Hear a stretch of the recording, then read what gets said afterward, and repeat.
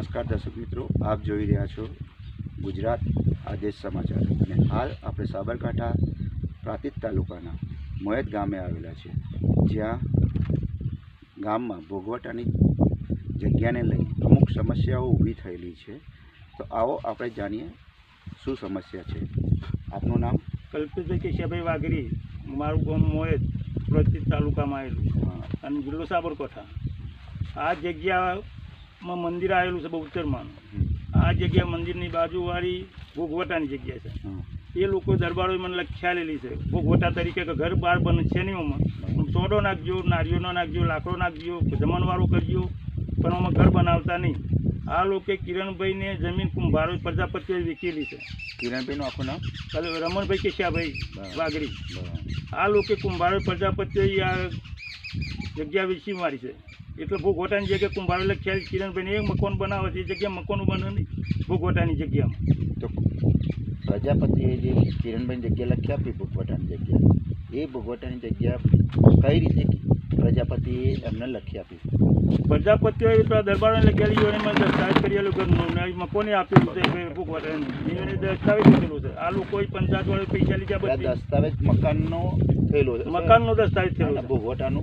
ભોગવટાનું lottery પેલી કરી હતી, લોટરી કરી આલી છે કે ભાઈ ભોગવટો કરજો, ઘર ના બનાવતા। તમે પંચાયતમાં રજૂઆત કરી? પંચાયતમાં રજૂઆત કરી મેં, પણ પંચાયતમાં રજૂઆત કરી મેં અરજી આપી કે ભાઈ આ ઘર ભોગવટામાં ના થાય, આ પંચાયતની આ મંદિરની જગ્યા છે, બહુચરમાની જગ્યા છે। પણ આ લોકો કે અમે પૈસા આલ્યા છે, કુંભારોને પહોંચી મેં રાખેલી છે, પછી મેં પંચાયતમાં અરજી આલી કે ભાઈ ભોગવટામાં ઘર ના કરતા, એ પંચાયતવાળું કોઈ સાંભળ્યું નહીં, કોઈ જતા એ લોકોએ કોઈ કાર્યવાહી ના કરી। મેં પછી જિલ્લા પંચાયતમાં કલેક્ટર સાહેબને, મામલેદાર સાહેબને અરજીઓ આલી, પણ કોઈ સત્ય કાર્યવાહી થઈ નહીં। પંચાયતમાં આવે તો પંચાયતવાળા રૂપિયા કંઈ ઓમ ચાલુ રખાયું છે। હું ઘણી પંચાયતમાં જાઉં છું, એ કે નહીં ઓમ છે તેમ છે, આરો પ્રોબ્લેમ બતાવે, પૈસા ખાઈ કોમ ચાલુ રાખ્યું છે। જે ધાબા બરોબર ભરવાની તૈયારીમાં ધાબો આવી તો છતાં કોમ બંધ કર્યું નહીં। તમારે શું કરાવવું છે? મકાન એ મકાન ભોગવટાનું છે સાહેબ, પાડી નાખવાનું। મંદિરની છે ને ભોગવટાની જગ્યા છે, કોઈની માલિકી નહીં, ભોગવટાની જગ્યા મને ભોગવટાની લખી આલેલી છે। અને વર્ષો પહેલાં મારે ગયરા બધું કોઈ કાર્યવાહી કરતા, જમણવારો રાખતા, એ જમીન ઉપર અમે બધી વર્ષોથી ભોગવતા આવેલા છીએ અને ભોગવટાની જગ્યા છે। અને આ ભોગવટાની જગ્યા તમને કેટલા સમય પહેલાં મળી? આ જમીન તો મને હમણાં જ લખેલી છે ને, પહેલી અમારા ગયરોની ભોગવટાની હતી, ગયરા લોકો ભોગવતા હતા। તો એ વખતે લખાણ કરેલું હતું? એ વખત લખણ નહોતું કર્યું સાહેબ, પણ આ પછી દરબારે મને મકાન લખેલી વખત મને લખણ કરી આપ્યું છે કે આ ભોગવટાની જગ્યા છે, ઘર બહાર બનશે નહીં। એટલે તમારા જે મકાન લીધું એની સામે આ ભોગવટાની જગ્યાએ લીધી, એ તમને ભોગવટાની જગ્યા દરબારે લખી આપી।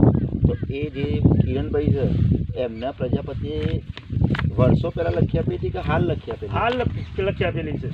મકાન બનાવતા પહેલાં? મકાન બનાવતા પહેલાં 5-6 દિન અગાજ લખી આપેલી છે। બરાબર। તો એ વસ્તુ તલાટી અને સરપંચના નજરો સમક્ષ આ વસ્તુ તમે રજૂઆત કરી, તો એમનું કહેવું શું થાય છે આ વિશે?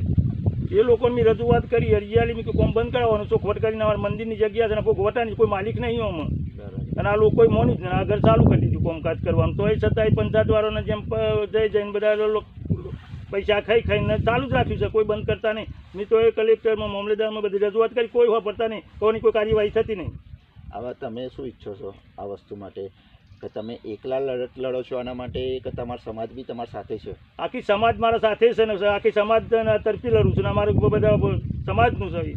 કાલ ઉઠીને સમાજના વચ્ચે આ પ્રશ્ન આવે તો સમાજ તમારી સાથે સહમતિથી ઊભું રહેશે? હા, સાથે સમયથી ઊભું રહેશે ને, હંગાતી આવશે ને, રજૂઆત કરીશું, જે કે હોય કરીશું। ચલો, આભાર આપનો।